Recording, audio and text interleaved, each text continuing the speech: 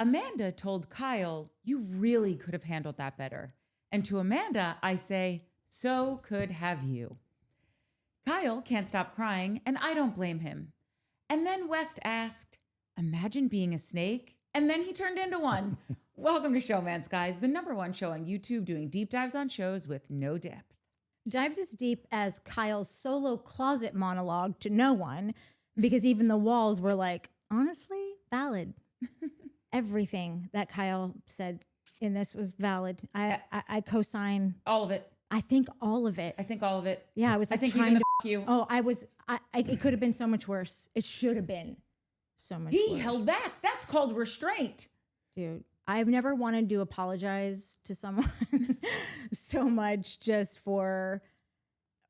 assuming, I'm not assuming the worst, because listen, you did show the worst a lot, but like, just it was an easy assumption. Really not being open to like this entire like floodgate of psyops that he was put through for God knows how long. Well, 10 years about, I guess. Do you know the story behind Lorena Bobbitt? I think so. That he was doing all that stuff to her. Yeah, right. I would have dismembered you as well, sir. Yeah.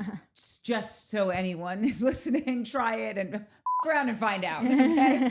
And looking for a boyfriend, this one. don't f around. You know? She's single. And breaks big sourdough.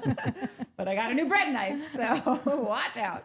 Anyway, point being is, for so long, we just thought like, oh, here's this crazy woman who was just thought her husband was cheating and just cut it right off, right? Yeah. And then a million years later, you realize, no, he's, well, you can't say the word. What do you say the word instead of saying the word? You know when you say like, oh, essaying someone? You say that? Oh. He was essaying his wife.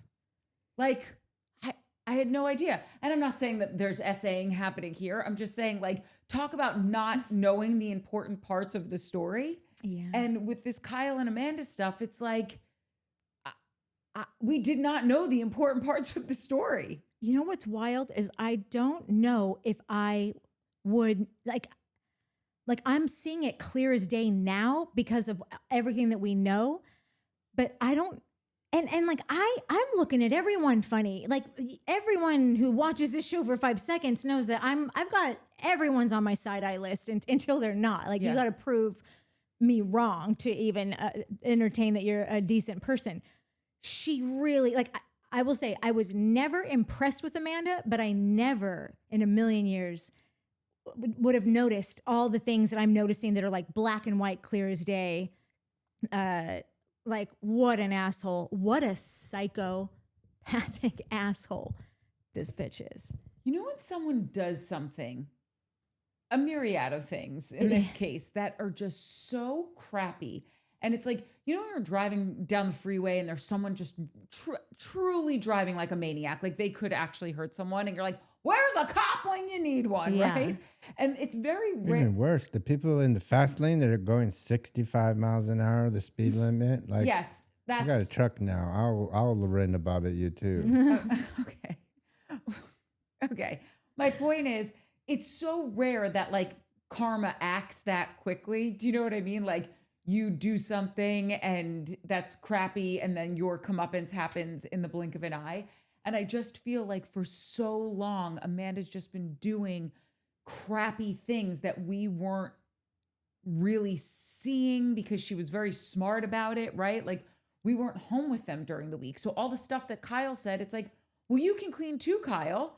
Not realizing like, no, if you're just a slob, and there's just crap everywhere, and Kyle has cleaned up his stuff, why is he also cleaning up your stuff? Or whatever the things are that he constantly brings up, right? And I just think this is one of those examples where it's like, it took a while. You know, I always say she's back there baking. Yeah. It took a while for her to get her piece of humble pie, but it certainly came as the entire pie, and maybe the entire pie shop, not just one slice. Yeah. Because this is an example of, if we saw this without knowing what's going on now, we would have all been Team Amanda, like, oh, this poor girl, not realize. And now we see Kyle snap and we're just like, bravo, do it again and up it 10 Yeah, I notches honestly on the can't volume, on the believe Richter that scale. you haven't done so much worse. But Like the nobody yelling in the house is thought that except Ben. No, Dude, I'm saying as the it's- audience. Right. Yeah, no, it was crazy that Ben seemed to be like the Kyle whisperer all night. Not that crazy. I Like, I I get Ben. He brought Ben. Like Ben is his friend. I know they just met last year in a foreign land, but Ben. Listen, everyone can be like, no, he's just trying to get on a show and to get his girlfriend on a show, and like, okay, I don't know if I'm mad at that. Like, I don't know if I'm mad at you wanting to be on a reality TV show. Like, no, I that's just a nice don't. job to have. It's not for me. Maybe not now. I do this maybe, but I don't know. I'm open, just in case anyone wants to know. So You could just send checks to me, like just give me a cut so I can do absolutely nothing while you guys are showing it up. I'm working on that. Okay, thank you. I'm not mad at that, and so I'm not like taking that into account. But Ben grew on me a lot. He's grown on me a lot the last couple episodes, and definitely this one because he did not leave Kyle's side the entire time. I appreciated that. And I was like, all right, that's some homie shit. And he was giving decent advice and like, you know, trying to calm Kyle down. And while West was being a smidge antagonistic and still kind of shouty, nobody was really trying to calm him down truly, except for Ben and listen to him, except for Ben and then Lindsay once she realized like, oh, I didn't see this going that far. Like, I gotta go I talk pulled the to my string actual too far. friends. Yeah. She like almost apologized. Like it's basically as close as Lindsay will ever get. Lindsay got on her hands and knees and did a groveling apology. That's what Lindsay Hubbard did. Yeah. That's what you're gonna get. She killed your parents. You're gonna get that. Yeah. And It's you so say funny. thanks. I accept your apology. When I was taking notes, I wrote Lindsay apologizes to Kyle and blah, blah, blah, blah, blah. And then I was like, wait, no, I actually don't think she said sorry. But like, that's as much of like to your point. Yeah. And so I rewound it. I was like, nope, delete. Lindsay explains herself to Kyle in a very loving way. Yeah. She explained herself to the others in a nicer way. And then when she got to Kyle, she was like, I've said what I've said. And then like, it was more like I didn't mean to do that. Well, yes, you did. You don't say all that stuff to not rattle someone up. Like, what were you saying it for then? I don't think she knew that. No, she didn't know That was yeah. on the surface. I don't think she knew what Kyle finally was said, you know, which is like, yeah, clearly I don't think she knew that. I think she just thought 10 years we've been doing this. They have a beef. I'm going to scratch it. They're going to beef. It's going to be an amazing scene and we'll go out later. Same as we always do. Yeah. Little did she know. Yeah. Oh, wait, hold on. Actually, Ciara told him earlier that she thinks Amanda should leave him. Yeah. Oh, Lindsay, wait. Oh, shit. Yeah. It's out. Too She late. said it. Yeah. It's going. What happened? No, Yeah. she said it. Yeah, no, she was just showing up for work. I thought I told you not to. No, it's, yeah. Oh, did he just throw something? Yeah. That's And what. It really goes to show, though, that Amanda really had everyone fooled because her and Lindsay got super close filming in the city. And I think Lindsay was very much team. Mia fooled. No, I'm just talking about the Lindsay, because I don't take Lindsay to be a dummy. Yeah. I think she's pretty sharp. I think she picks up on a lot of stuff that, you know, the audience is picking up on. Yeah. No. And I just think that she was very much more team Amanda than she was team Kyle at this moment in time. 100% right. They all were.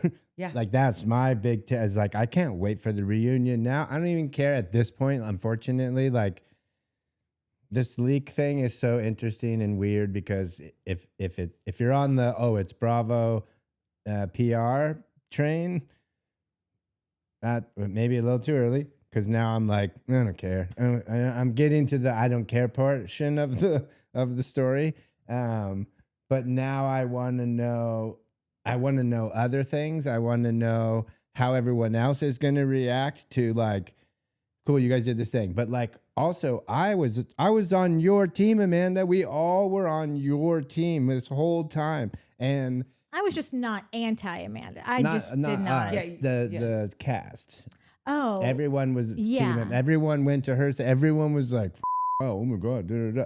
Nobody went to help Kyle or like stood up for him. And Ben did the best he could being the season 1 out of the country. Like he tried, but he just didn't like he was the only person that was like, I got you. I think Sabrina had something to do with that. I don't think that was just like a Ben instinct. I think that Sabrina was like, that girl's crazy.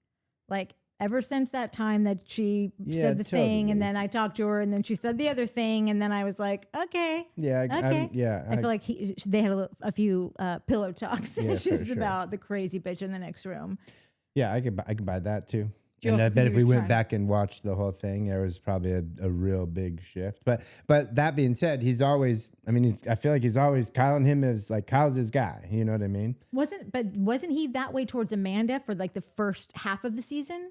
Well, yeah, when he wanted to. He was, and I also wonder until Sabrina texted him back. Yeah. I also wonder though if this is him trying to like make it right with Kyle because apparently there was a text thread about Ben wanting to his mate's missus. Have we seen that, or we're just taking Amanda's word for it? Listen. When has Amanda been untruthful with us? So Right. I wonder if everyone is like watching themselves on this like this. Listen, all the episodes have some crazy ass shit in it, but for everyone to see how the entire house treated Kyle tonight, it was like, oh, he has some special issues. We're just gonna pat him on, just get him to quiet down and like, like special issue is Amanda. I know, but they were treating him like he was a serious, like crazy like a psychotic person. break. Yeah, and that like, I just can't get over how no one let him talk, and when they did, they didn't. It just went right. Like they weren't even open to listening to anything. And a part of me wants to say, like, obviously, you cried wolf 90 million times, dude. Like there was definitely like a streak of like, we watched you in a bunch of really stupid, petulant moments. And so like you do that over and over. You act a fool over and over and over again. When you do act a fool and you're actually not being a fool, you're actually trying to like sound an alarm. Like people are like, okay, can you, I'll catch up with you in a minute. Like we'll talk about this. Oh, can somebody get Kyle a glass of water or something? Like it's just it was very, they really disregarded his entire existence for that entire argument. It was wild to watch and knowing what you know now. Yeah. Yeah. So like there's, I'm now, we've talked about it, is like, it's near impossible to watch these shows and enjoy them as delivered, knowing what we know, knowing what happened. Because now everyone's like, oh, well, did you see that? Oh, see how she looked at him? Which is just a bunch of editors sitting in the room being like, gotcha. These two didn't even know each other back. Like, you know what I mean? I'm not saying they did or didn't. Like, yes, there's a bit of that, but then there's also a lot of like, clearly Amanda's just lying to everybody and manipulating everyone. And it's like, what it reads to me is it's the, she's going to tell you this, that, and the other. And then when it happens, and you're like, oh no, he's a dick, and he lied to me, and he punched me in the face. I told you she was going to say I punched her in the face, didn't I? And you're like, you did say that. Yeah. I didn't punch her in the face. She's like, no, She's crazy. She's going to say crazy stuff to you. It's the full gaslighting. Amanda is gaslighting the entire place except Kyle and Ben, for whatever reason we haven't figured out. And you might be on something about that. Like, and Kyle's not getting gaslit, but he's like, dude, are you? I think that, and I will forever think that this last you was a you. Dude, you. I will blow this shit. And what happened 30 seconds later? He blew it up. And as soon as somebody made a comment, as soon as he said, I do everything, she does nothing. This isn't a team. She doesn't contribute. Who chimed up? Amanda. We didn't even talk about this last week. That's when she was like, okay, I don't think this is a dinner table conversation. We should shut this down. This is personal. And really? Because you've been grinning like a little twat face for the last 20 minutes while everyone here fights your battle for you. Yeah. And Ginger comes and sits next to you. Ginger. West TD. Oh, Ginger. Ginger stock. Yeah, she's a lunatic. She's a lunatic. But I think I have two main things for this whole episode, which we'll get to at some point. But it is only Kyle and Amanda know what to fight about, and nobody else does. Everyone else is fighting over lies. Do you know what I mean? Yeah. Which is an impossible fight to have. Yeah. Which is like watching this show. It's impossible to watch it with any honesty or real true enjoyment because you're like, you dicks, like you're dicks. I know what happens, you dumb dicks. And it could have gone so different if you weren't dumb dicks. Yeah, it could have. It could have been. Like, It could have been the greatest season of all time by like a bajillion. That's right. Yeah, It- could by have a mile. smoked Southern Charm. Like Yep. it could have really been like everything. top 5, top 3 season of a Bravo show ever. Wait, and I'm not even that and, Wait, historically. could have been. It has been. No. In the sense of like happiness and joy Oh, and great yeah, things but- happening. She's like boring. Yeah. I think we've welcomed, an extra 500 people this month Yeah. because we're all partaking in this mess. Yeah, well, I'll take Thank that you. all day long. Like, subscribe, welcome. hype, and tell a friend. Yeah. Let's keep the party going. Yeah. Welcome to the family. We should start doing Summer House theme every week as a theme where we dress up in costumes and everybody at home watching No, us I Budget quit. for it, dress up in the like costume. the show does. And are we going to get Uber Eats groceries? Yeah, maybe we'll save that for when we have a budget. And then the other thing is, we'll get to it later, but I think I got Amanda figured out. Okay, great. So shall we then just top of the pops it? I guess so. What'd you say, Nat? Whatever. I have a million things to say, but I just want to say that like I don't know how this will come off, being that obviously this is the vocation that I've chosen, but like I really don't have.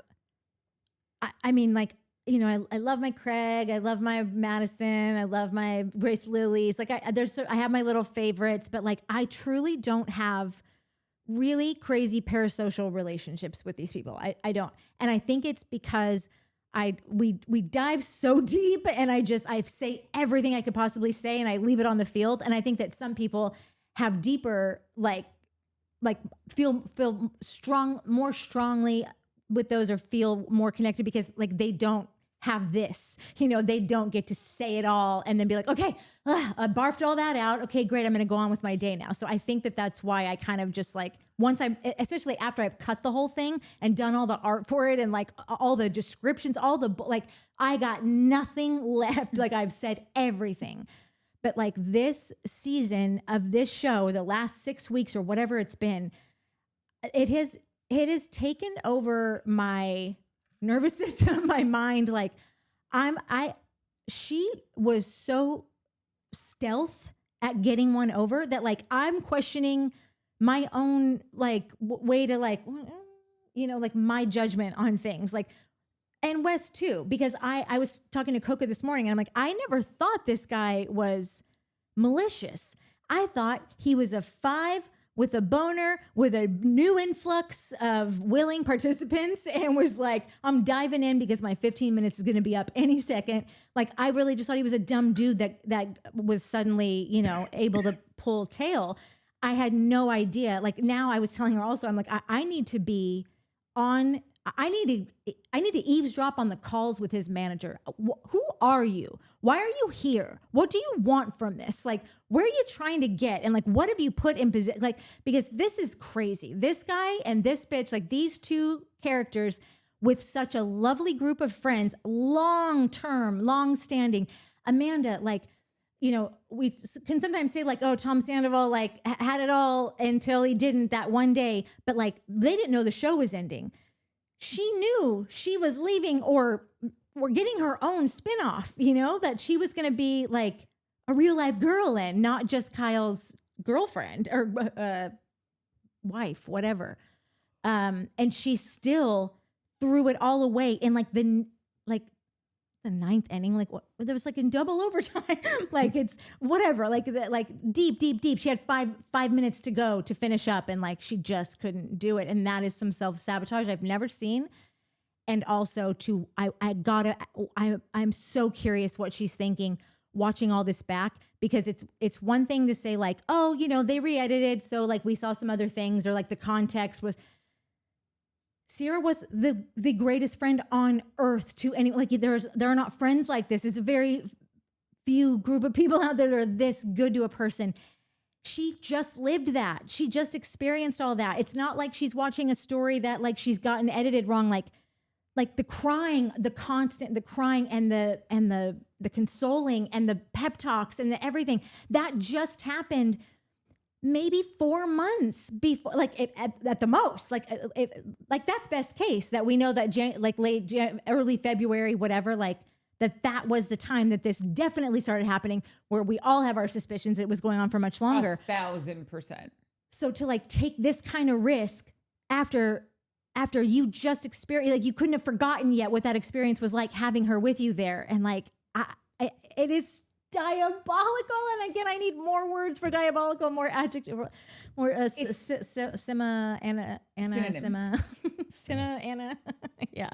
It's Gone Girl. I keep telling you, you gotta watch this movie because in the book, in the movie, whatever, spoiler alert, if you haven't seen it, it's 13 years old. So I don't know what to tell you. She is the best hoodwinker you've ever seen in your life. Like, she plays the part to a T. She disappears from like her regular life and is now living on the run, and she's morphing into like different characters so that people don't find out who she is, dyeing her hair, cutting her hair, getting accents, losing accents, getting back with an ex-boyfriend, murdering him, cleaning up the crime scene. Like, but you would never think it was her. Yeah. She just presents so perfectly, and she has the best backstory, and she's forward thinking. So to catch her she was a mastermind. Yeah. And that's what I'm not saying Amanda's a murderer. I'm just saying it's like when you say this is like psychotic, sociopathic, diabolical behavior. That's what it keeps reminding me of. It's just like you cared about nobody else besides yourself. Yeah. Truly. No, so truly was blinded by the fact that this was all coming to an end and that she just had 5 more minutes to go. Like, just blinded. And also, like, she'll say things and do things that lead us to believe you know better. Yeah. When she's like, Kyle, you could have handled that so like better than you did. Like when we start this episode and you know, they're all so we start the episode. Yeah. Kyle is outside with Carl. They're screaming at each other. They're getting in each other's faces. I also think Carl is like the worst fighter I've ever seen in my life. Like how Bailey found that attractive is beyond me. When she said it out loud, Lindsay's face said it all. She was literally Lindsay like was all of us. Like it was like the cringiest cringe reaction ever. Yeah, I feel like Bailey never always probably is thinking something. Bailey likes Carl, clearly. Yes. Clearly she really likes him. I like that's been shown to us now. Like I believe that she has a crush on Kyle. She likes him. Thinks he's really sweet, really nice to her, really sensitive in all the good ways. Probably been missing that masculine piece. So I think she probably saw that and grabbed onto it. Like, he's got everything. Okay, it's official. He has it all now. Okay, that's husband, gonna. That's my husband. That's my husband. Yeah, that's my husband. He's Yeah. got dog tags on. I love him. Yeah, yeah. And you mean Carl's a bad arguer because they didn't fight. So Yes. Where did the blood come from then? the can. He threw that can and either cut himself on the lip or he threw it so hard and it ripped the can and the aluminum cut his finger. I don't know that for a fact. There's the only thing that could have happened. Wes is on his podcast this week saying, I think his co-host is asking him what happened. Yeah. Oh, did you see this? I did not. And Wes just goes, I can tell you that there was blood on Kyle's pants, and that's all I can say. Like, you're not allowed to participate in this anymore. Like, and he's talking about we would do this. And like, he's talking about it like everything is fine, which I guess is probably like the right idea, just to sort of, I don't know. I mean, what can he do, I guess, but it is real annoying to hear him talk about track, the cast. wrong train. And we would always do this. Oh, we were always wasted, man. Like I'm like, you don't belong here anymore. You're kicked off the island. Yeah, we don't care. You can't stay with us anymore. Keep everyone's name out of your mouth. But when she ends up, rushing out to say like, he's not okay. Thanks, Captain Obvious. We thought this was totally normal, logical behavior for a human being. And she runs out and she's like, Kyle, you could have handled that so much better. And it's just like, Oh, she left saying that. she said it to him. Right. But after that was on her way out. Like she went out there and. Yes.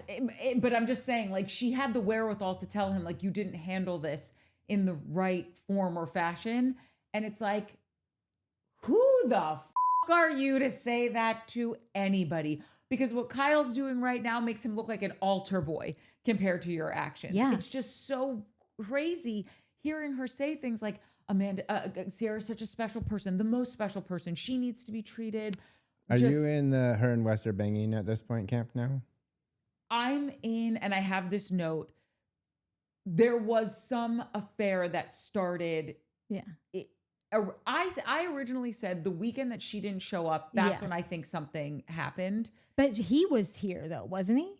The weekend she didn't show up, he was there. Yeah. I felt, and someone put the term of what it was in the comments, and I can't remember it, but like admission of guilt or something. I can't remember. Someone will remind me though.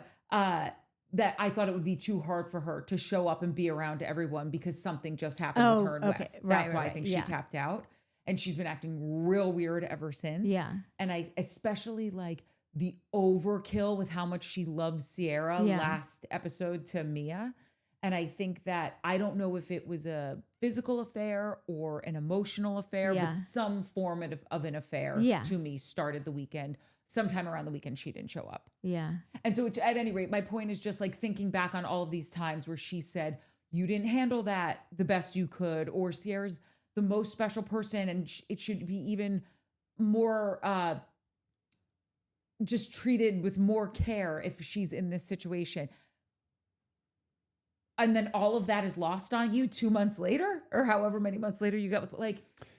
Yeah, but I mean, again, like she's not being serious. Like all that's fake. Like it, clearly. Oh, and also I want to tell you, I think that like not only does everyone, but even Mia wrote a post about it, I think, and she said my spidey senses were going off. Like how you said Mia's not buying it, and Courtney and I were like, I think she was buying it. Like I thought well, she's so nice then, she's so nice. Like to clock it, I really thought she was just like, like thought it ended up going overboard because it was just like, oh, you're not done. Okay. Are we still rolling? Like there's more. Like that was the max. I thought literally it's in every comment section over everything, all the platforms. And she even made a post about it. What did her post say? Just something about like that her like spidey senses were going off in that, and like that she's never wrong, and that she like had, I don't know if it was a post or it was a comment, whatever. Like I'll try to find it. Because it was just, she basically. I was right. That was basically you're right. The gist of the story is me. Is that you were right? And Mia were right. Like, unless she's like, I totally saw that coming. Like, who knows? Because that's something you would do. I mean, that's pretty rich coming from the guy who originally took this scandal on saying, well, what if they're really in love? And I don't think Ciara has any romantic feelings for Wes. And I think that's what's going on here. I might be back on that train, to be honest, but only because of a comment that I'll read later. It was super interesting. He's just looking for a validation comment. It wasn't a validation comment. It was somebody said the whole they put the buddy, or what'd she say when she was like, oh, we're buddies or whatever, and she was like, no, that's too platonic. They put that in a different context, which made me be like, oh damn, you don't make out with your friends.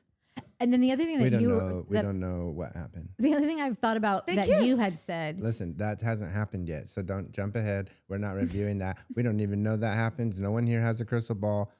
I don't need a crystal ball. I saw it in the coming attractions. That's what I'm saying. Like we're not reviewing coming attractions. Do you remember when you were talking about how? Sorry. Do you remember when you were talking about how you would like listen to Carl's podcast, or like, and you were like, he seems like someone who's just like repeating back what he just read in a book. Like he hasn't really practiced any of them yet, but it's like, here's the things. Yeah. That's how he was coming off in this argument when he was like, you need to look at yourself and you need to look within. Like he was saying these very like things that it's like he had just read them and maybe talked to someone about them on the pod. And then like, that's not like mudslinging. You know what I mean? That's not how you really like get someone's goat. Like, you need to really be more empathetic and self-reflective, you loser. Like, That's how you fight with your best friend, though, when you're at that. Like, that's how dude best friends would fight. oh, really? There's a little bit of like, I wasn't surprised at how that went down at all, and how it ended, how it got resolved. Like, I was like, I wouldn't have written anything different. I think that is exactly how those two friends. Like, the thing that got me on this episode was Kyle, Carl, Lindsay, and even Twatface. And you'll start to recognize the theme. I've renamed Twatface to Twatface, and I think you'll know who that is. Just that, like we always talk about the friendships, and like we love these shows where the friends are real. Yeah. And then that makes the fights better, and like the resolution of the fights better, and it makes it all better. Yeah. And when they're not friends, everyone's just like, cool, I don't care. Like, you guys aren't even friends. Like, what are we doing here? This episode, I was like, oh, you guys are definitely getting divorced. We all know that's happening, but you four, you're the core. You're the OGs. Like, you guys are legit friends. When Lindsay went to check on Carl, like, that got me a little borderline emo. I was like, I got chills because she seemed so genuine and so very interested. Like, it seemed like she was like, I don't know. It seemed like they were back. Not like, I don't know. It seemed like no, it does, and they're doing so much press together right now, and he's not on in the city, so I don't understand. I get you. That moment brought them back together in a big way. I bet they talked about that later. Yeah. It might be in the next episode. If not, she was not the great. She's just been, and like, listen, I think we'll probably hear about it. I know I told you not to talk about the becoming attractions, and now I'm going to. So apologies. Listen, if it's good for the goose, it's good for the gander, in my opinion. But that's not how you roll. So I'm just saying.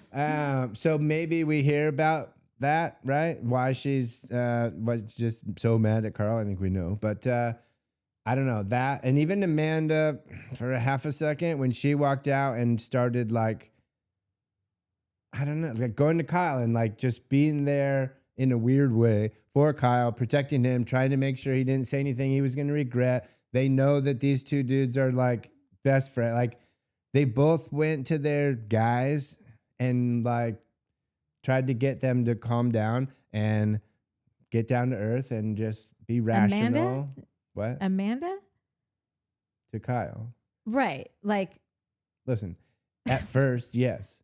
And then she kind of started being a dick and walked off and was like, you're going to handle that better. And the way that the fact that she just left, and like that part was, I was like, are you serious? You're like, I get it. He's being a dick right now and like whatever, but like, I don't know. The way that she covered his mouth, how you brought up the thing about Kyle started saying about who you don't contribute. And she, no. Yeah, it made me wonder.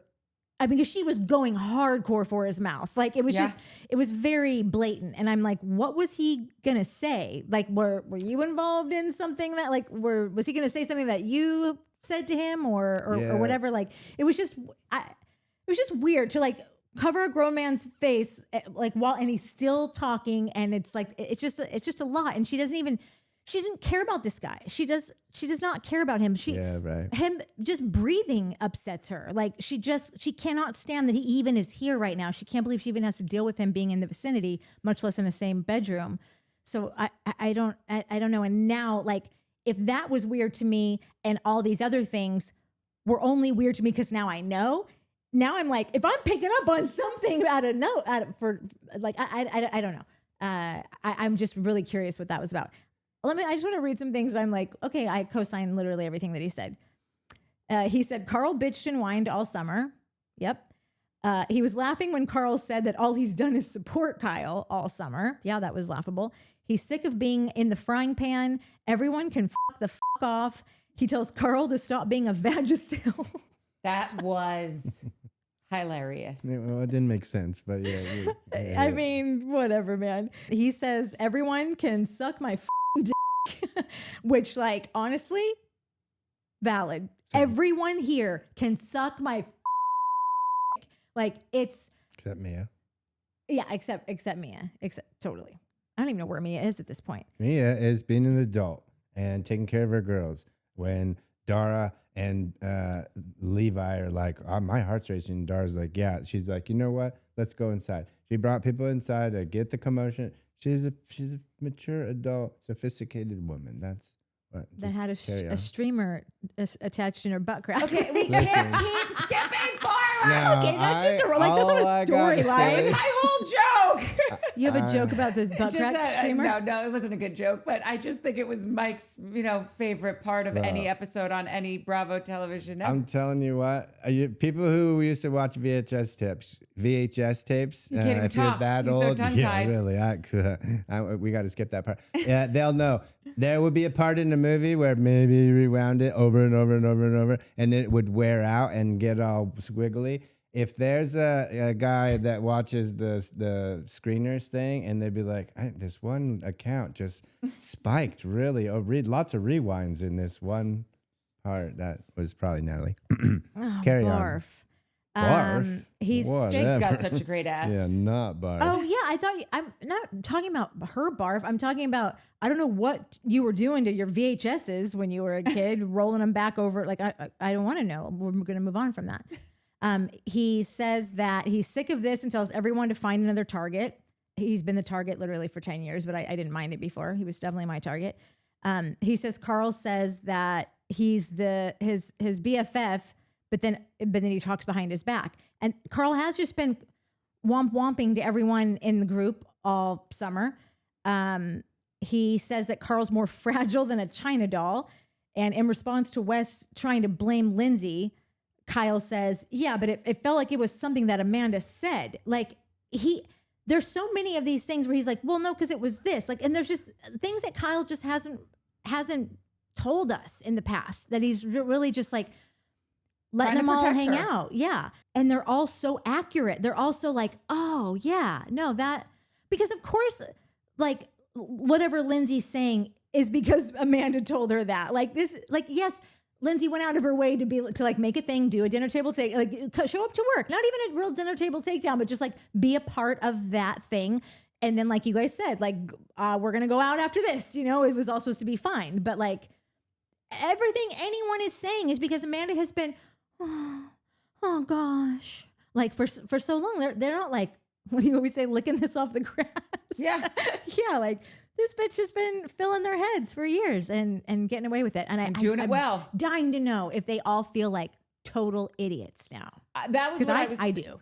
The entire time I was watching the top of the episode, or at least like the first half. Yeah. I'm just like, you guys all must feel a combination of like so sad that you did this to Kyle. Yeah.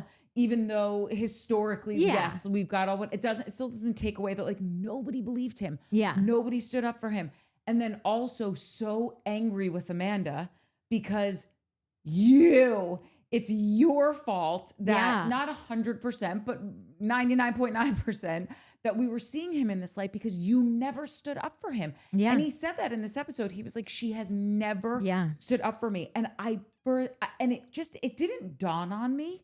But I'm thinking to myself, if I had a sig other and we were in this situation in real life, that would break my heart. Yeah. Now add the cameras, now add 10 seasons of filming, now add the social media, the reunions, all of the things that BravoCon, all of the bits and pieces that make up their life.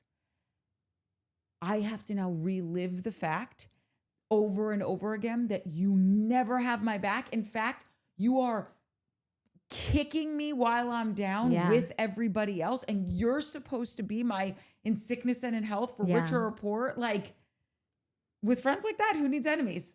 No, it's so bad. And so you can just be a human with a heart and feel bad that like you didn't listen to your friend and then be pissed at her because she put you there. She's the reason that you had that moment. But then there's someone like Lindsay who like does not like to be wrong. And now you have put her in a position to where like, there's going to be a lot of people talking shit about some things that Lindsay said tonight, and that like, she wasn't really listening to him, like all throughout, like nobody ever ends up listening to him, like through the whole thing. Like no one, it's just a lot of head patting, you know, at best it's head patting. It's not like, oh, I didn't like Carl has a one moment where what you just said about when she says you've never stuck up for me. And he's like, that's horrible. I think that's the only moment that I clocked aside from Ben, who was just righting wrongs, basically being like, that's actually tweaked. The fact is this, you know, but like, aside from that, Carl did seem to have a moment. couple of moments to me in that when they made up. Yeah. Where he was like, oh, shit. Yeah.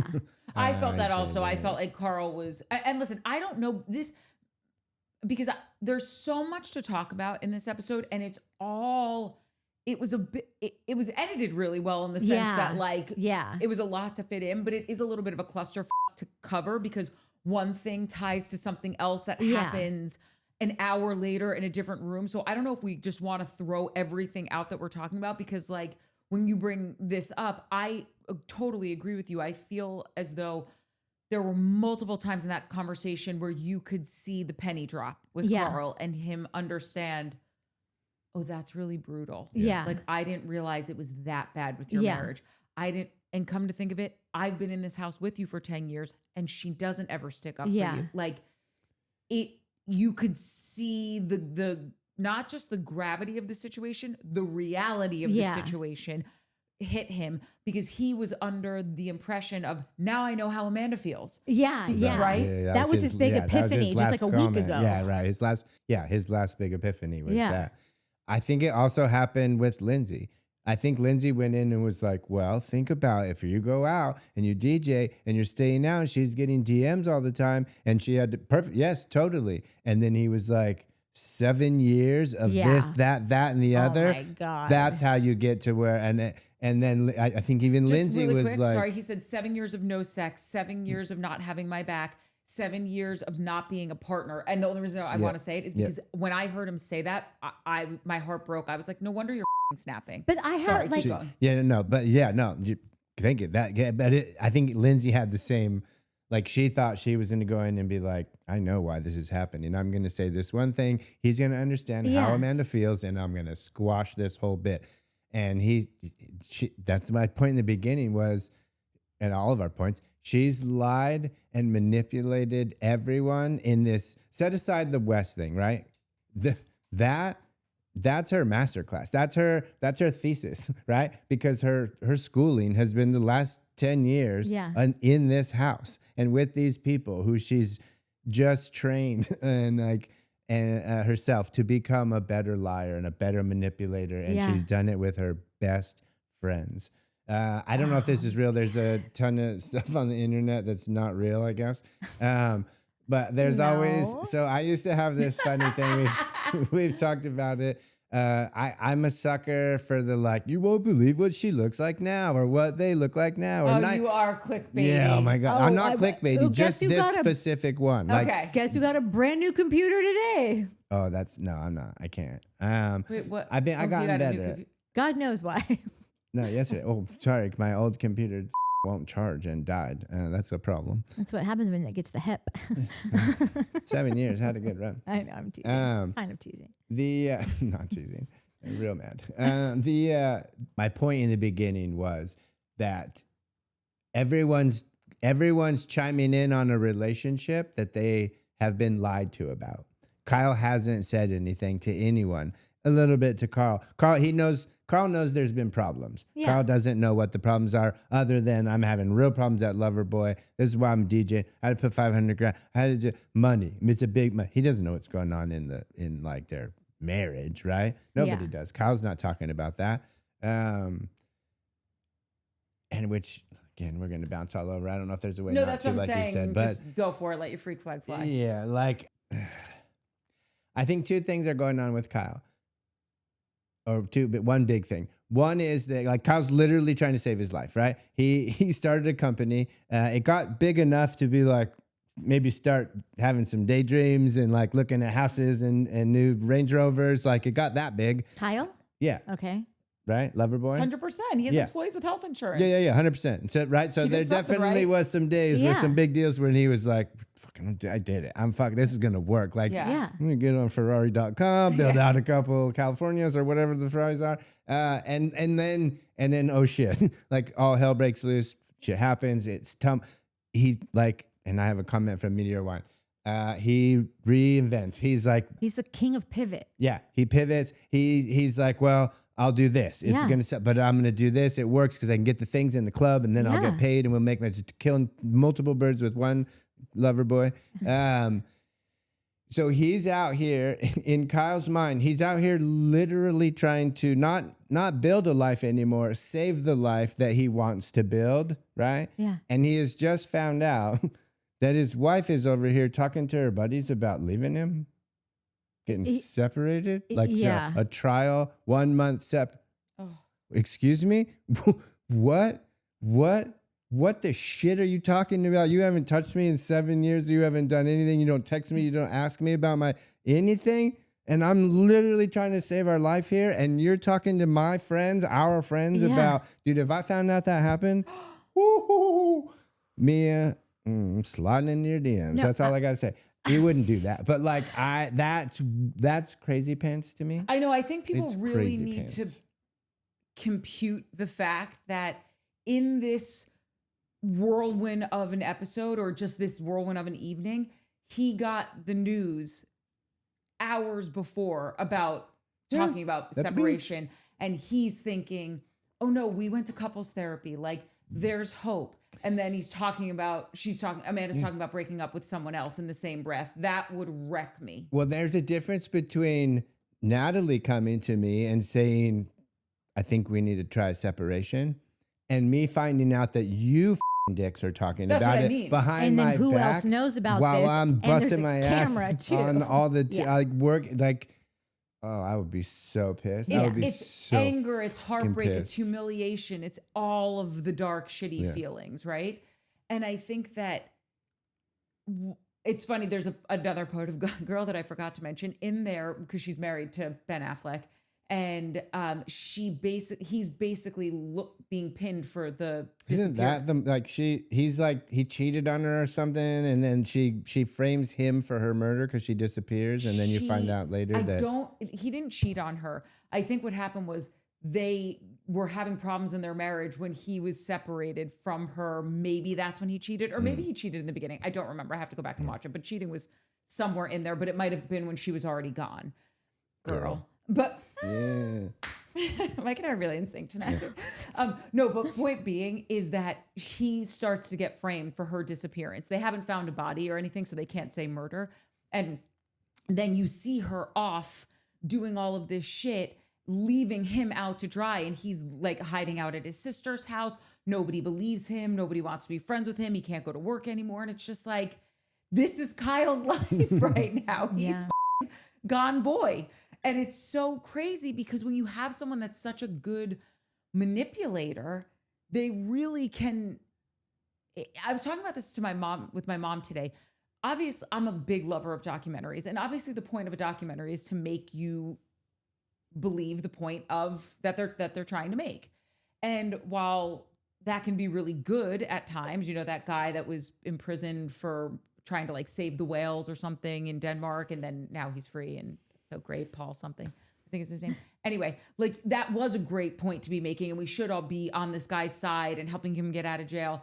But then there's documentaries that are doing that for evil and not good, right? And they equally make you believe the point of like, wait, maybe I should be buying more plastic, and maybe who cares about the sea turtles and the whatever. Like, do you know what I'm saying? And I feel like that's the Amanda documentary that we've been watching, where it's like, she's just been so convincing that we don't realize that the guy who's in the crappier packaging and he's the louder, squeakier wheel that we've been thinking is the problem child is actually,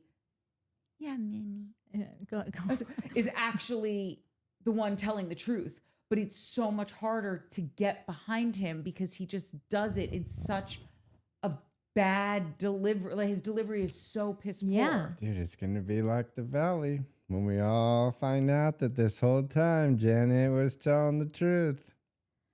Stay tuned. Listen, I'm telling you, I won't care if she was. No, I won't either. Like, it Talk will about not a make bad me have delivery. any more Yeah. respect for her than Yeah. I Like do a now. smidge. Yeah. I'll go admit I will be like, ooh, shit, okay. No, But, I still because I just not enough. she has such an atrocious vibe that like it's the broken clock twice a day. Yeah. Or, like Yeah, that will literally be what it is. And I'm open. I know Danny's going down. Like I'm here for it. I'm ready. You know, We're prepared. She's tipping notes over there. Just to touch on something that you guys brought up a minute ago with when Lindsay checked in on Carl, which was so sweet. You know, there's always step in shit, find a pearl. You know what I mean? Like something can go wrong, but something good can come from it. And I think that this is definitely the catalyst that is healing their friendship. Yeah. I also think there's something really great in this for them personally to look at this situation and say, that could have been us. yeah, Thank God we didn't Yeah. get married for all of the other reasons. And this, because if they did get married, they would be on In the City together. yeah, And it would have been inevitable. It was only a matter of time before this Amanda Yeah. Kyle situation became the storyline of Carl and Lindsay. yeah, And so I think that was a blessing from the situation that they're starting to realize.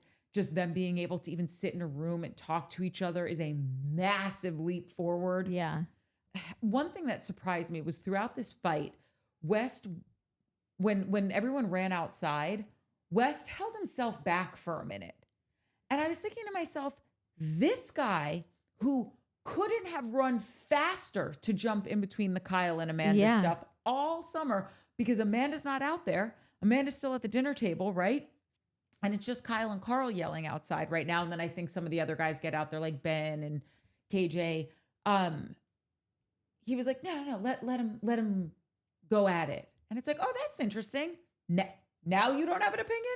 yeah. Now you're going to hang back? And then he does inevitably like go outside and join in because he probably wants screen time. Yeah, but it's just to say, it's just to be anti-Kyle. That's It's right. not to be, it's to be pro-Carl, pro-Amanda. You should be mad at Lindsay. Lindsay brought you, bitch. Like, don't ever point at Lindsay, you idiot. That's the dumbest move. I mean, he makes some dumb moves, so I won't say it's the dumbest one, but like, that was ridiculous. I think the look at, listen, this is just going to be a bunch of dude stuff for me tonight about this fight, Tickle Fest, whatever. It wasn't Tickle Fest. Like it was just these two friends really mad at each other, screaming at each other. But it wasn't a fight. But when fights happen, there are dudes that like KJ and Jesse who are like out there. They're going to grab you. They're going to break it up. They're going to step in. They're not afraid to take a fun. They've had to put like something, right? KJ's a skater, sweet dude, loves that dude's been around some fights, guarantee it, Yeah. right? New York skate kids fight all the time. So, and Jesse, I don't know, but Jesse's huge. That's right. So like that helps. So there's just some dudes that are like, nope, they'll go. And there's some dudes that are like, I don't, Jesse, are you guys? I don't want to, they're not like, it's not a thing. I'm not trying to shit on them. It's just different strokes for different folks. Yeah. Like, and I shouldn't even say, dude, there's some people that will go towards danger or like stress. And there are some people that are like, I'm good. Let the people who go to that stuff deal with that. I don't want to be a firefighter or a cop. Let those guys deal with that shit. I don't run into a burning building. Personally, me, Mike Connor. So that's a perfect example. I think West might be an aftermather in this case where he's like, I'm not going to jump in like now. I'm not pulling anybody off. I'm a little guy. Like he's not big. But I'll be there afterwards to talk to you and tell you, oh, this is what I think. And here's what happened. And I think that it was just I'm not trying to defend West, but I think that's what was happening with West as No, opposed I to think- him being a I'm pussy sorry. or whatever. Wes was a football player. He's not as scared of a contact event. Yeah, but And that doesn't mean anything. Football in pads is different than fighting. Fighting's I just think different. if you're someone who prides yourself on being a football player, you played in college, whatever, like I don't think you're afraid to be in the mix of people. yeah, that's not true. I thought you were going elsewhere. I think that he just straight pussied out on all like character fronts. You know, like he just, when he went over and dragged his chair over to Amanda, he didn't do that on his own. Someone had to tell, I think Lindsay had to give him a look and be like, did you hear what he just said to her? And he's like, yeah, no, I said, don't say that. Like, it was him fumbling per usual, not knowing what the move is right then. And then he goes over there and does that. And I think that what Amanda allows for Wes to do is be the good guy when Wes is always the asshole. He's always in trouble. He's always the shit for brains, like just doing stupid shit and getting called out on it later and then having to, spend years trying to get back in the good graces, whatever. Amanda lets him come be Captain Save-A-Ho. And like, I think that is his attraction to her. Like that he, because Amanda's also kind of a big deal on the, I mean, she's the first lady of the show, like was. Right. But at the time, she didn't know that. Yeah. What? Real quick, sorry. I remembered one of the things that I forgot and probably trailed off. And there's a couple people who were like, I love it when Mike starts talking because he either doesn't finish or you never know where he's going to go. Sorry. The fake news stuff. So I read a thing that said that Ciara said on a podcast or interview or something that God,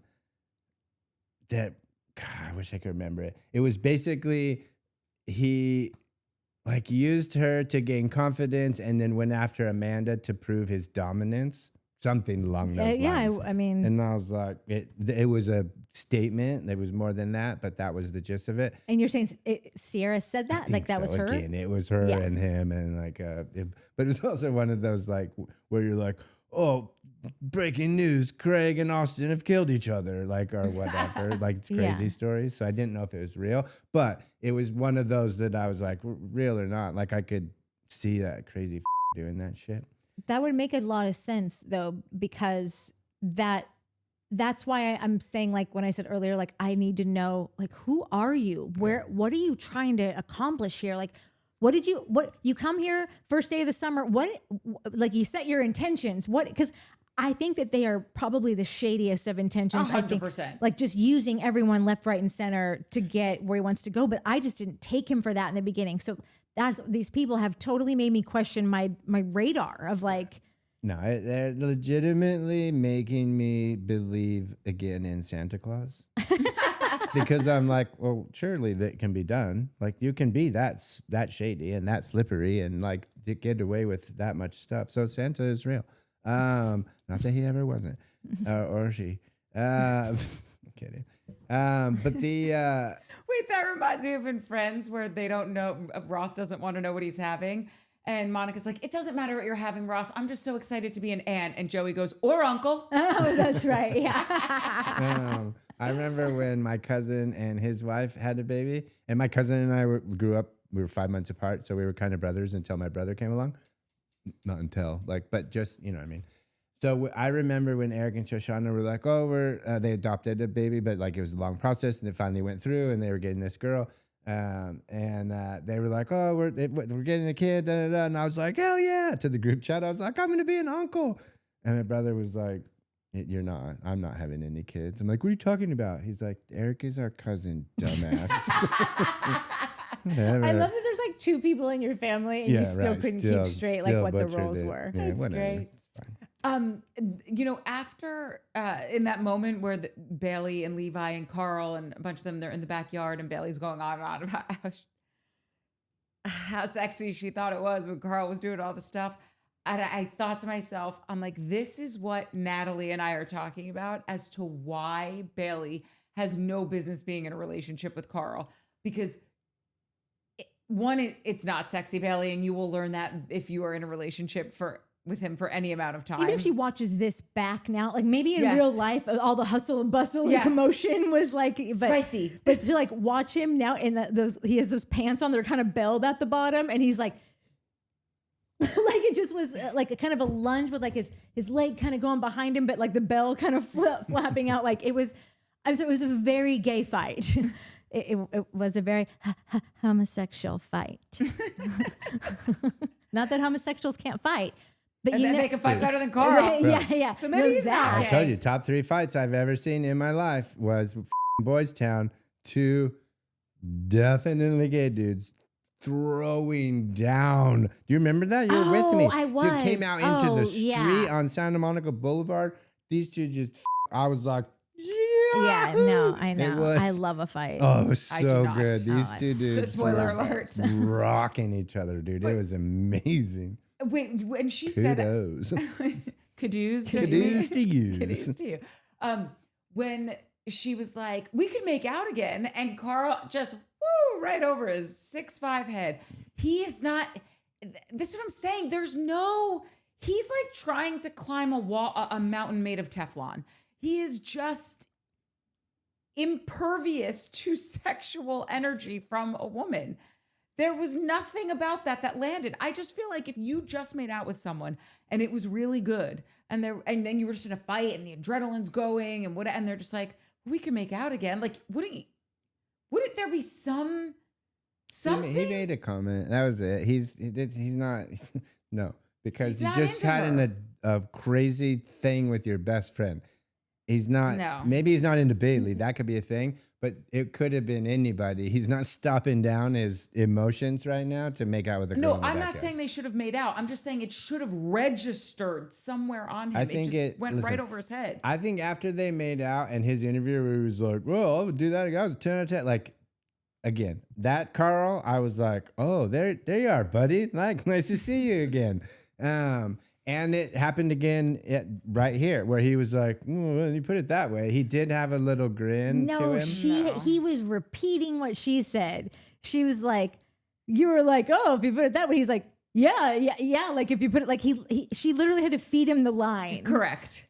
Because listen, Fine. like I I'm don't with you think- though that like Carl was a mess. And Carl's he- not thinking about making out with yeah, he anybody was right definitely like just like because that is his best friend in the world. Yeah.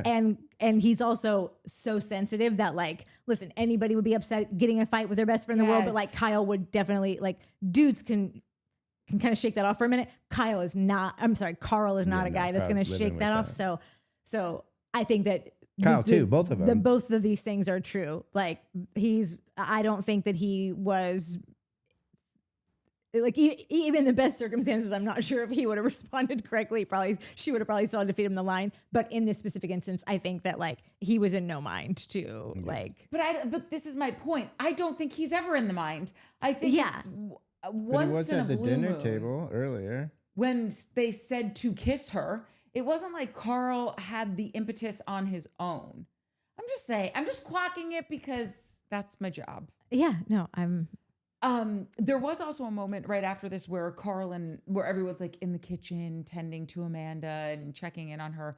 And Carl goes up to Amanda and hugs her. And it did look like they were having a genuine moment. And I'm wondering now if she's watching this thinking, oh, these are the parts of the episodes that are actually helping me. No. And I want her to know that not for me, honey. Like I'm not buying this No. as, oh, okay, well, she did a really crappy thing, but look at all these bad things that happened to her. Like with every moment, even with people tending to her, I just keep feeling, oh, they're going to be so bummed that they got it wrong. Because I'm bummed that I got it wrong. Do you know what I mean?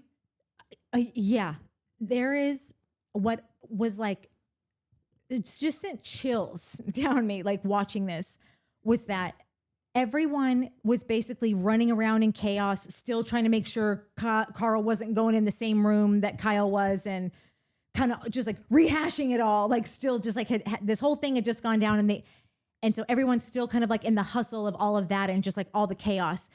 She's the calmest person there. And she's walking around like she's the old wise wisdom bird, like telling her little like, Carl, do you want to talk? Like just everything was like Carl, honey, thank you so much. I love you. Like I just want to hug you. Nope, just quiet. Like just very like she was watching all of her minions that she activated.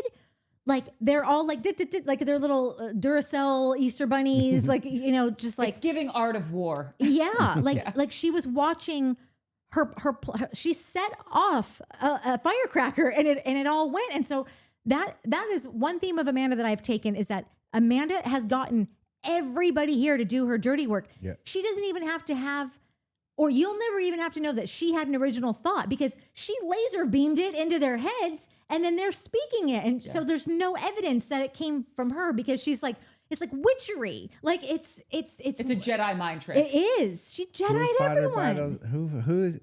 Who's been fighting her battles for the last 6 or 7 years? Kyle. No. Oh. Paige and Ciara. Yeah. And now Paige is gone. It's Ciara and Lindsay and everyone else. Yeah. With Hannah too. Like it was Kyle. Like, so there's always somebody fighting her battles. Yeah. Because she sets it up that way. Exactly. That's what I was going to say. She goes in and manipulates the person that she needs to manipulate by planting seeds and telling she's going to tell you, I hit her. And you're like, you hit? I'm like, Courtney, you know me. I would never. And then she's like, dude, he hit me. And you're like, he already came to me and told me you were going to say that. Yeah. Are you okay now? He said that you've been doing pills or whatever. That's what's going on. Yeah. I'm not saying that literally, but No, that but figured that's every single thing. Every move she made this whole episode was like, oh my God. Dude. This is going to be the first season of a reality TV show that will be made into a movie. I guarantee it. I guarantee it. And if it's not, we need to get out some final draft and start writing the movie. Yeah, she's learned how to do absolutely nothing. Gets everything she wants. Like maybe I'm a little jealous. I don't have that skill, but really? I just don't really know where she got it from. Like I am so overtaken with like curiosity about how do you make a person like this? Like I want to ask her parents like how like what she was like growing up. Like if one of them says like this was her mother's doing, or her dad totally babied her, made her a princess or whatever. Like because this is just not like or who she learned it from. It was like a learned behavior. Does somebody else in her family do? Like it's. Or if it's just a personality type. If her parents were like, no, she's always been like this. She's gotten whatever she wants. She'll manipulate the two of us to get some of our biggest fights are over. Oh yeah. Going and being like, wait, she told you what? No, she told me. We didn't figure it out until she was 17 and we were married 30. You know what I mean? Yeah. No, that's what my stepdad would be like. Some of your mother and my biggest fights. Oh, I know my mom and dad. You were trying to work an angle and your mom 100%. Would always cave. And then I'd be like, oh my God. Yeah, I was same exact. My mom would cave and my dad would be like, you guys are idiots. Yeah. Like, I'm not buying this for a half a second. I didn't fall through the ceiling, I swear. We then get into seeing Jesse, West, and Ciara sitting on the porch. And Jesse brings out the tequila sodas and this is so 2023. And Ciara makes a joke. And West is fumbling the ball ever in the last 9 days that him and, or however long it's been that him and Ciara have made up. It's like in all of his confessionals, he can't form a complete sentence or a coherent thought when he's with her and she says something and he's like, well, I don't, it's like he short circuits. Yeah. And he can't accept the love or the praise or whatever that she's giving him. But then he also can't even respond to it. It's very weird. And it's especially weird because you know how last episode he said, oh, I found my voice. It's like, no, bro, you have your voice. You have a podcast. That isn't usually an auditory platform, okay? Like, you have no problem saying things.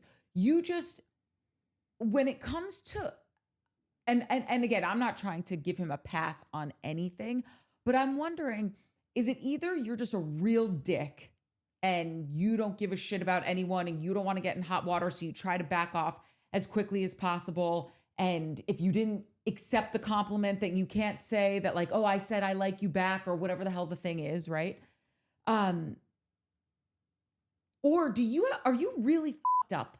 Like, no, are you really mentally we talked about this. Well, yeah, like what happened to this guy? Like you don't just wake up like that. Like something, like when we were even just like when we were talking to Bogey the other night and being like, God, now that I think about it, you've literally nailed half of this town and like the top tier women of this town. I'm worried that you're going to like, you blow through all those. Like there's only so many of those. Like, I'm not sure if you're going to be impressed by anyone else. And it seems like West has maybe done something similar where he's like become numb to like, he doesn't even want to be associated. Like I feel like he worked so hard to get out of this, like get out of the ditch, only to remember that like Well, no, but we are only giving you another chance because Ciara likes you again. So it's like, and then Ciara's going to want to date you again now if you're doing good. So, and he's like, I didn't, but no. I just want to get out of the ditch. No, but then now you have to date Ciara because Ciara wants to, like, this is all about Ciara. We only care about Ciara. We don't care about you. Wes. That's Like, right. I'm sorry, nobody ever cared about you. Maybe that's why he's up because he gets like, and nobody cares about me. They only care about her. If I'm not like placating to her, if I'm not like, okay, I'll be your boyfriend. Okay, or I'll be like, no one cares what Wes has to say. They only care in the context of what are you gonna now? You got to make Him her next happy. to her. Yeah. And 1,000% to all of that. And I also think because he knows that is why he's fumbling the ball and can't say, well, because I feel that way back about her. Or just grab your nuts, bro, and say, Ciara, I'm so happy that we're friends again. I need to be super clear that that's how I see our relationship. I just want to be friends. But he knows then the gravy train ends for him because we only care about you in relationship to this woman who we all desperately love. Yeah. And that's it. And that's why he's getting so frustrated. And I think it's why he's acting out and he's doing things that like aren't in the best decision path for like where he's trying to go. Like he's kind of acting out sometimes because he'll give in and kind of buddy up with Ciara and then spend some time with her and then realize like, oh, everyone is now asking me about Ciara. Like, no, I'm more than just Ciara. No, you're not. I'm so sorry. You honestly could have been like, but you would have had to tell us who you were. Yeah. Instead, you just pussyfooted around everything. So like, we didn't really like you. I don't know. You just, nobody wants someone who's like, well, I mean, I do that, but like, I'm talking about someone who like really can't tell you what they want because they're scared to tell you. Yeah. Cause like, it's kind of up what I want. So like, also you want up stuff. So there's just like there's so many things about this that like, he's so frustrated that he can't get right. I can't, thank you. I cannot get right. I can't get left. Or left. Yeah. Can't get anywhere. Question for you. And I never pick up on this stuff, but when they're sitting outside and then all of a sudden Mia comes out and Wes is like, oh, I'll grab you a chair. And he goes in and then that hug that we will dissect in a minute happens between him and Amanda. Why did they edit that badly? Because did you notice he walked in and the turquoise Yeti cooler was sitting there? Oh, and I didn't. Okay. That I'm going to, wow. I never pick up on this stuff. So I'm surprised that because it was so obvious to me. Amanda's walking down the hall on her phone with that brown bag in her hand. And when Wes walks in, the Yeti is there. Uh-huh. And then they flash to them like, oh, sorry. Then he allegedly sees her, right? And he moves the Yeti. But then when they focus back in on them hugging and having that long hug where she's not in frame, the Yeti's not there anymore. Oh. And it was right next to him. And her bag is not with her anymore. So I don't understand.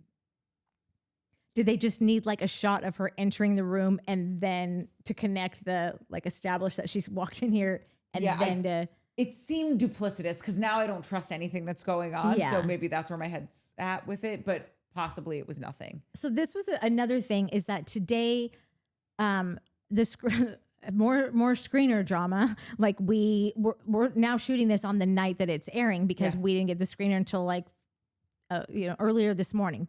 So an entire day late when they used to be on Fridays, then they were on Mondays and then they came Monday late afternoon and now they're on Tuesdays and everybody is kind of chiming in about it. Like Kiki Monique was like, something's going on because I literally just got the screener. And if Kiki Monique is only getting it right now, she's a favorite over there at the Bravo sphere. She's famous. Yeah. So I'm wondering if they were just lazily sliding, just like trying to find more pieces because like it's getting really good. They're getting really high ratings. The more of the shit you're putting in here, the more diabolical it is. And the people are loving it and going wild over it. And it's all over every platform and everyone's done a bajillion TikToks and YouTubes and whatever. Like I don't know why else it was as late as it was today. And for Kiki Monique to say like something's up because I just got this thing. So something is up. Something's rotten in the state of Denmark, and we are on to you, Bravo. Okay, I have some things I just like missed that are from before, but about this scene with the hug. Yes, because I want to really talk about that hug. So you know how I just said that like Amanda is like basically the most cool, calm, and collected out of this entire bunch, and then And then she sees West and she's like, and this guy, come bring in your chair. Like she's still in control. Got it going. This guy bringing his chair over. That was so nice. And the second that she nuzzles up to him, you hear, because she is forever, depending on who she's with, is the damsel in distress. That is her move. That's her sex play. Like that's her, like, because I think she clearly sees that West really likes taking care of her. So like she wasn't flinching an inch all night. Because this is also the same night that the whole thing happened with like all the weird faces she was making, and like she's elated. Things could not be going more swimmingly right now. That happened 20 minutes ago. Yeah, exactly. This is why we're all spread out now. It's because your smug ass was grinning at the table while the entire table was lighting up your husband, just as you planned.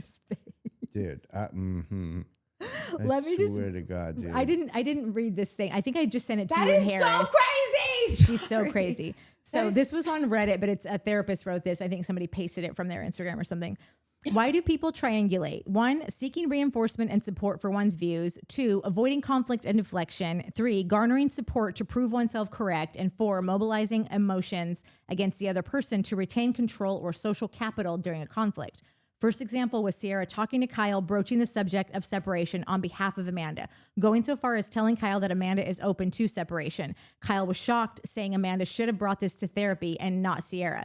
Kyle is completely correct. Usually Ciara has great boundaries, which is why this told me, which I don't think Ciara doesn't normally have great boundaries. I just want to state for the record, but I'll continue on. Which is what told me that Ciara may have been manipulated without being aware of it. She totally was.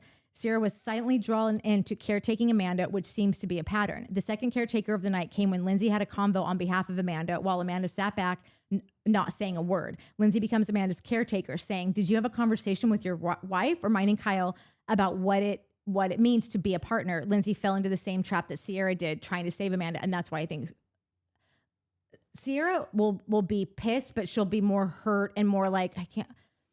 Lindsay will rage inside. She will be activated. Yeah, this will activate her. Valid. Third caretaker of the night was West, bringing his chair to sit next to Amanda, standing up for her against Kyle. Are we seeing a pattern now? For anyone who didn't notice, Amanda joyfully licking her lips as West came to her rescue. Duper's delight refers to the pleasure or thrill that a manipulator feels when successfully deceiving someone, often visible through the expressions of behavior. Yeah, Duper's delight. That is this little face right here. Yeah, that's what the episode should be named. Duper's Delight. Can I just say that Ben and Jerry's ice cream? By the way, I would really love Pinkberry, but they're closed, which is so sad. Well, why didn't you think of that an hour and 20 minutes ago? Oh, I need some snack because I'm getting lightheaded. But I was going to say, I actually do think Ciara has good boundaries. I think where she doesn't is in relationship to Amanda, because she's been manipulated. Yeah. Because think about it, everywhere else she really does she never came for Craig. She's never come for anyone. Like, she really does have good boundaries with people. No, totally. Every time I've ever complained about her boundaries, that's right, it's been Amanda related. It's been in that triangle. Yeah, and like, yeah.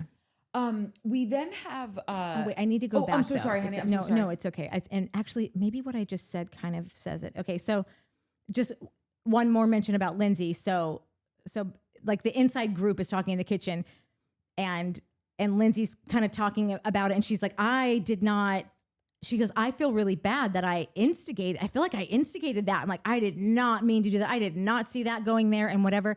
And she's kind of going on. And then like Amanda, just like super calm, chill as anything, goes, "You're not wrong in anything you said, which is why I sat there quietly."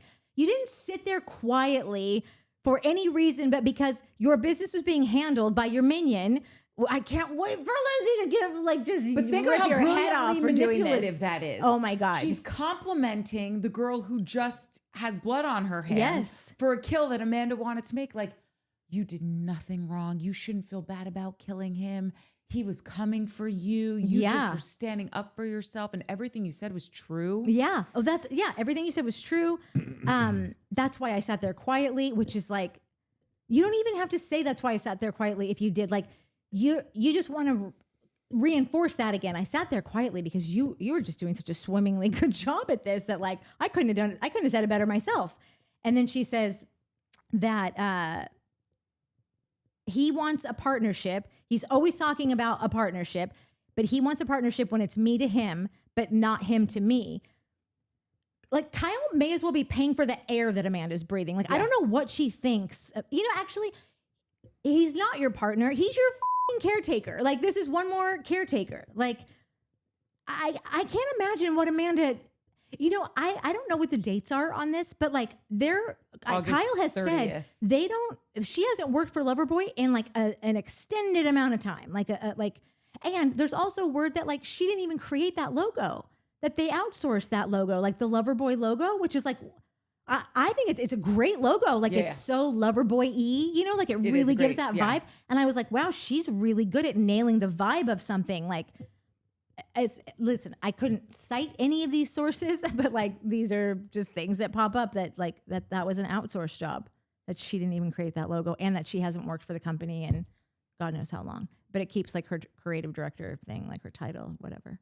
You know what it's giving? It's giving, when you put it this way that you're putting it right now, it's giving like head of the like gang leader or mob boss. Yeah. Mob boss probably a better one because like it's like that the guy who you think is taking care of you, he's like that father figure and he's like helping you out and getting you off the street, whatever. Like he's the guy that's got your back. Yeah. He doesn't got your back. You got his back. Yeah. He was having one of his captains take you out. Totally. But he didn't do it. Yeah. But even all the way up to right underneath me as the mob boss. That's what I'm saying. Like the captain. Same, like you can make it all the way. Unless you kill me, you're not going to be me. And which means I'll kill all. And it's just that totally. I'm taking care of you because I need to use you. Dude, there's this part that I feel like we've passed it and I'm trying to get to it because I really want to say. Carl also says in that moment, he says to Amanda, Kyle's always like, woe is me. And I'm just like, what, Carl? Wow, oh, buddy. Carl. Hi, pot. This is the kettle. You're black. Yeah. Come on, bro. This is embarrassing. Let's stop down for a second and talk about KJ's fit. No. Why? I can't believe you just used that word. What? I can't believe you just used Courtney that hates word. that word. Why? Did we really need that word? It's like sex positive. Did we need that? No, it's a shortened version of outfit. I know, but like, I don't know. I don't like it. I don't like it. I thought it was mashed potatoes. Sorry, Grammy. Wait, this is where he says he's throwing away his relationship. Yeah, no, sorry, Carl. There's not one to throw away. Like, so that's moot. And then he says, and for what? A DJ gig? He doesn't even have his own music.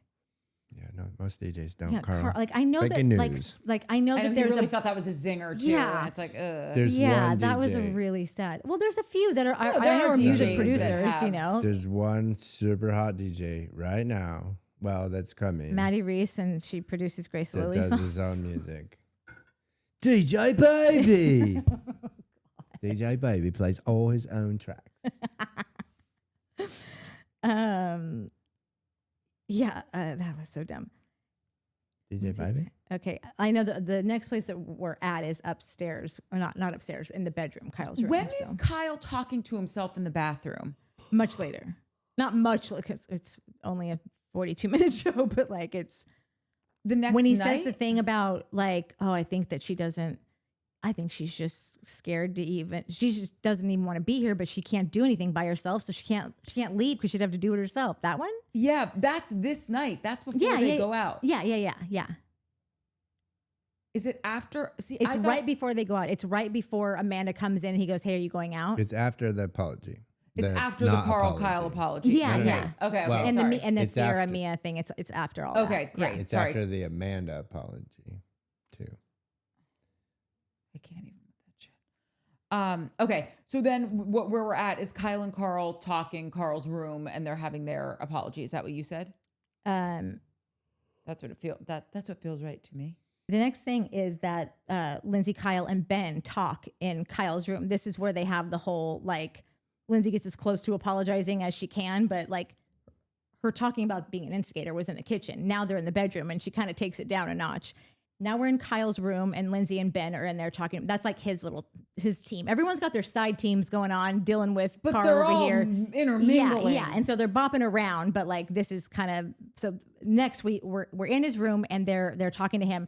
And Lindsay just says to him, like, I did not mean to rattle you, which I just thought was laughable because like that, and I'm not judging. That's what we're all, you're showing up to work. I get it. But like, there was no other outcome that was going to happen. And she says, but I just think that we were all a little like thrown by finding out about your Vegas residency. And that's when Ben is like, not a residency. It's actually just a manager. Or is this where he says that? Yeah. Ben corrects her and says like, it's not a residency, it's a manager, which to me was just like, see, no one's listening to him. Like he said this, this was all about, I'm getting a new manager to basically try to, and Ben helped him with this too, cut my dates in half, but like keep all the good ones. So I'm maximizing my earnings, but like not having to travel as much, which nobody was listening to him say that. Ben has to correct that. And all they hear was this residency. And I think that's just because like, that was just a thing that the manager was probably talking about, like, and hey, if you play your cards right, you know, sign with me, buddy. And like, I've already been talking to some people. I've already been zhuzhing you up over here to this, you know, the Wynn Casino. I know the guy at Circus, buddy. Yeah. The golden, Sandoval. wait, what's it? Where's Sandoval's Sandoval? favorite casino. No, it's the Golden Nugget. Is that the one? Golden Nugget. And Yeah. Topsy's like the Golden Nugget. And Sandoval's like, that's my favorite place. Favorite place ever. Best place in the world. She's like, that's really sad. Disgusting. And so that happens to where I'm just like, yeah, no one is listening to this guy because I'm not hearing anyone listen to him. And I still won't even through this, even though I think that you think that Lindsay's going to, but I don't think she does. So he opens up, he's venting and sobbing and saying he feels super vulnerable, attacked and blamed for everything. And Lindsay is just doing that I know thing. And then she just like basically replies to like everything that he just like barfed out in sob by going, we got to work on your reactions though. Like, can someone hear this man? Can someone just go like, Kyle, tell me about you. How you feeling right now? Like, and just validate him. Like Kyle has many dramatic moments. Don't get me wrong, but I don't see Kyle sobbing a lot. That's what I was thinking as you're saying all this. I'm thinking to myself, all evening, okay? Yeah. This guy is in and out of fits of sobbing. Yeah. Understandably so. Yeah. And Amanda's just, whatever. Yeah. Cries a little bit in bed with the girls. And someone could, Oh, you know, that this side was totally manipulative though. correct. Like this side of 6 months ago, I think we would have been like, well, she's beaten down. She's cried Yeah. out. She's all cried out. You know what I Yeah. mean? And now it's like, no. You're This is pro. such a manipulation. Yeah.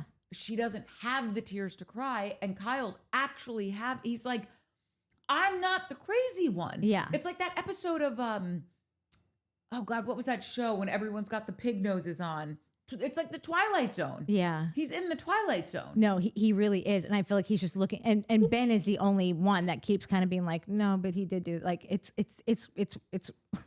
crazy that all these people, but then maybe it is because all these people are just going off of, and like I would be guilty of this too. Like Me too. I would be like, okay, Kyle, we do this all the time. Like, simmer down already. You're just drunk again. God, you get so wasted every time that we're trying to talk about anything. And then like, you're not gonna remember any of this. We're gonna have the same thing next weekend or like whatever. So I don't really blame everyone here. It just is really hard to watch because he's literally trying to sound an alarm and tell you that all these things are happening. And like, it really like just like put me in like, and like we've all seen a million movies that have this like very basic scenario where it's like iceberg, where someone's like, yeah, someone trying to call you to like you're out at drinks meeting an investor, and someone is trying to call you and tell you the person sitting across from you right now is planning on killing you. They've put something in your drink. Do not drink. And you're just like, oh God, the just time. stop calling. God. Finally, you silence it and put it in your bag, and like we're just watching the bag go, you know, like that's what I just wanted to be like. Can somebody listen to Kyle? Push in on the please? bag and then you just drop dead. Exactly. Yeah, that'd be Exactly. frame. No, and then you just see the glass lift off the table. Yeah.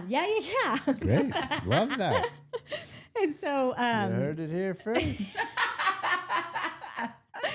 gotta work on your reactions. You've got to stop saying "f*** you" to Amanda, and I'm here to tell you, no, the he doesn't. Like, it's the I think nicest now Lindsay thing. would agree with you. Oh, yeah.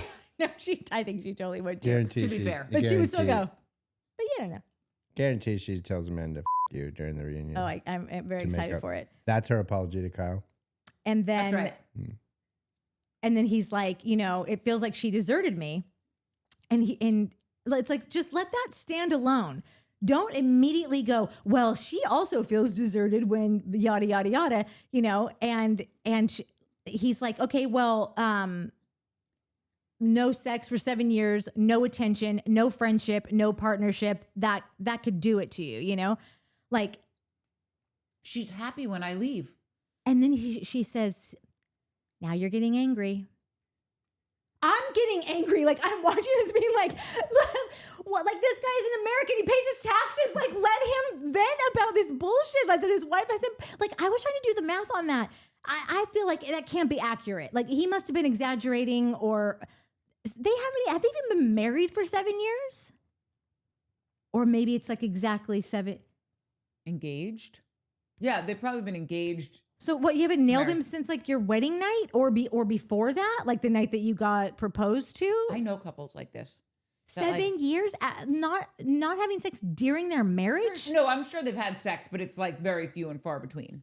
Right. I mean, listen, that's, but that's why I think that he's exaggerating. Like that can't. No, but like I know couples that like got engaged and it was like a beautiful engagement. We're in a foreign country.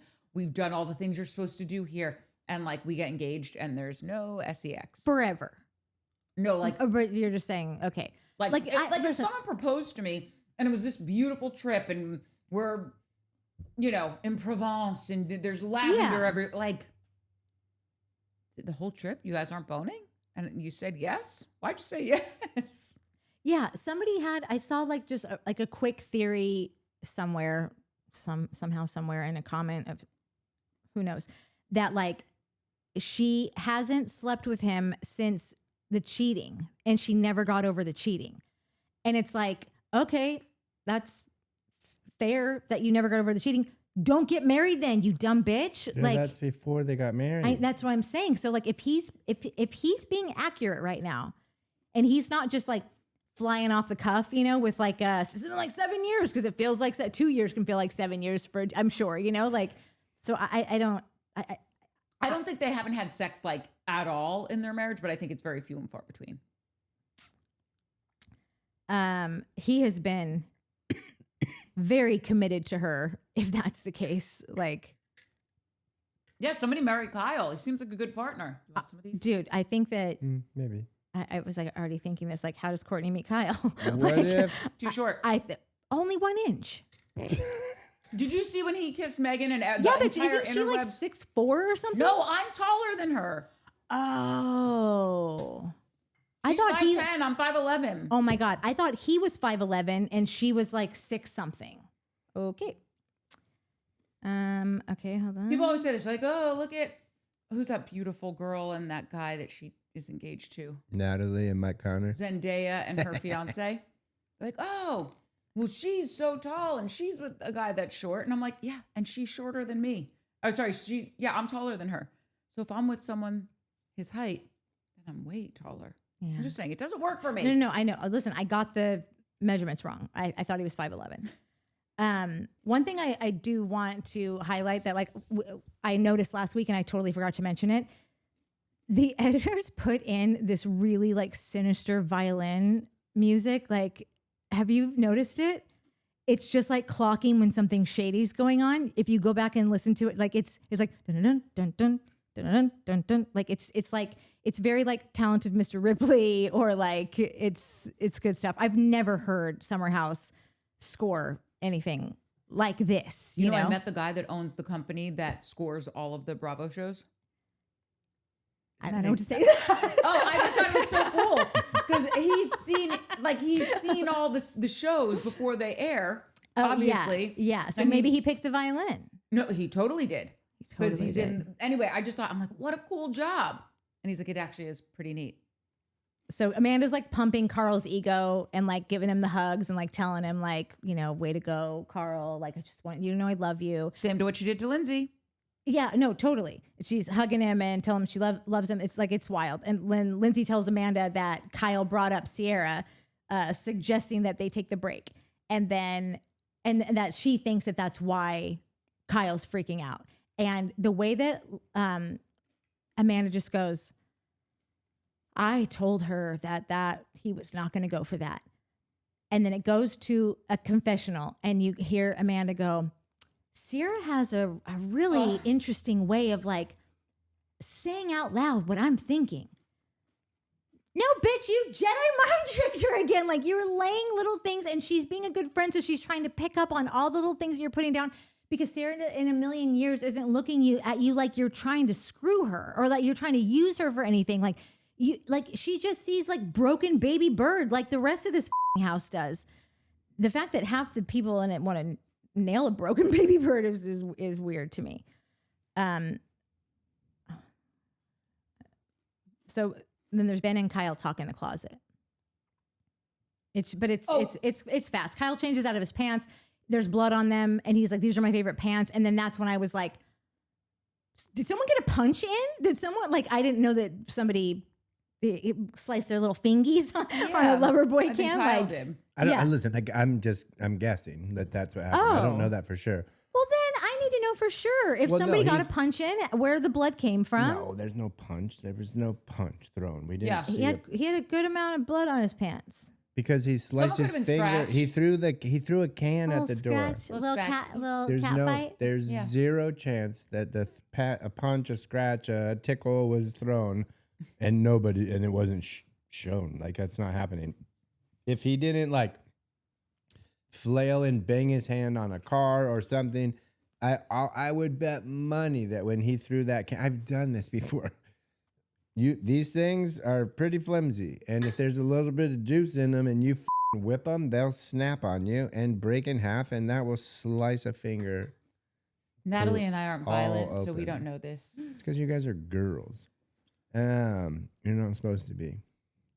But or the top of it. Like, I just think it seemed like that's what it was. He kept looking at it like it just seemed like a slice from a can. Okay, this is what I think we should do. Because the closet scene, it's like I keep saying, like, we've kind of touched on all of this, and really the only thing in that scene, obviously they have this, to me, it was such a sweet hug. I was so happy that Ben got in there. Like, sometimes Shane goes to leave the house and he'll give me like a half-ass hug. I'm like, don't be cheap.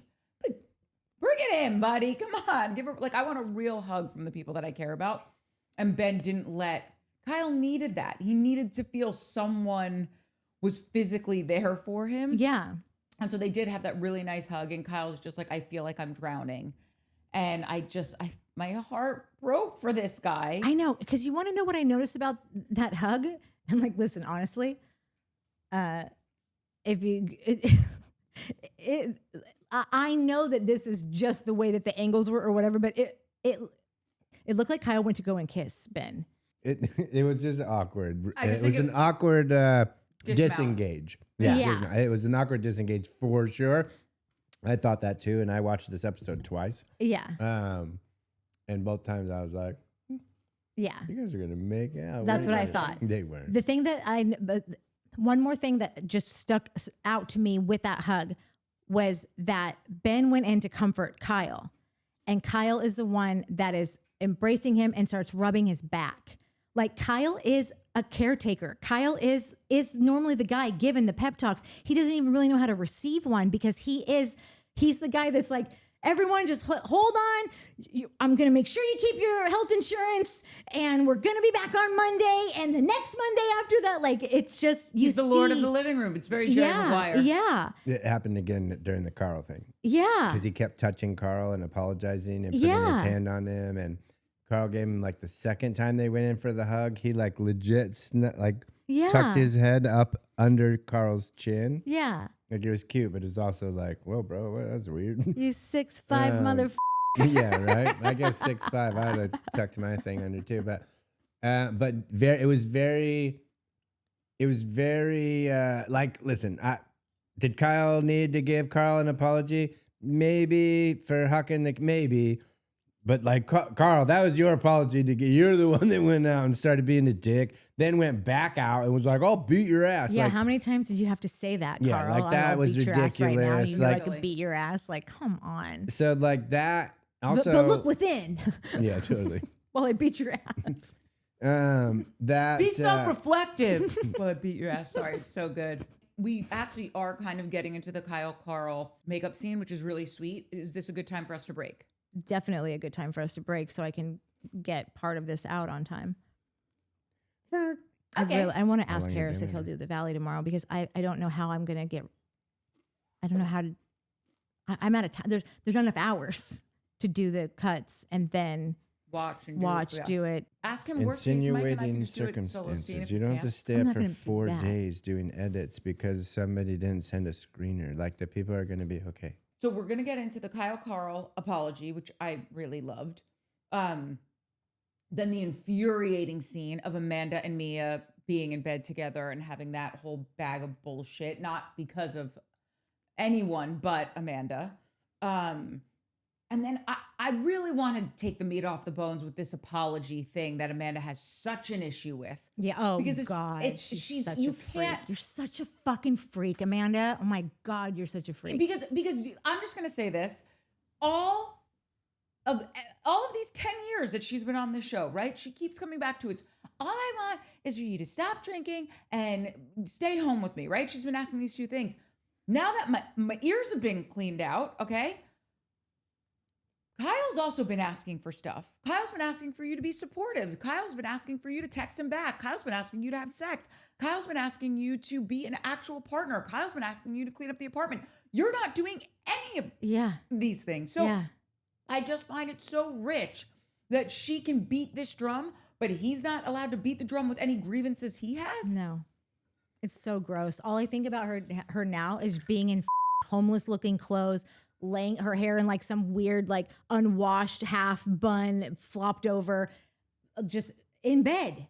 And just like, I imagine Kyle getting up every morning and listen, Mike has to do this too because we have totally opposite hours. So like, I'm just like, I'm going to be in bed for like another 3 hours after you leave here because I just came to bed 3 hours ago or whatever. But I imagine her always being that person that's like, I'm in bed by 8 a.m. or I'm sorry, by 8 p.m. And you know that bitch is sleeping until noon. Like she just is that like, I just need a couple more hours. And she's probably one of those people that, no shade, but like does everything so that you are like a sex repellent. Yeah. Like the tape on the mouth, the gear, the knee pillow, the eye mask, all of it. Yeah. Horny. Okay, yeah. So we're ending part 1 here and we're going to talk about all that good stuff over at part 2. Go. Guys, I love Frosted Flakes.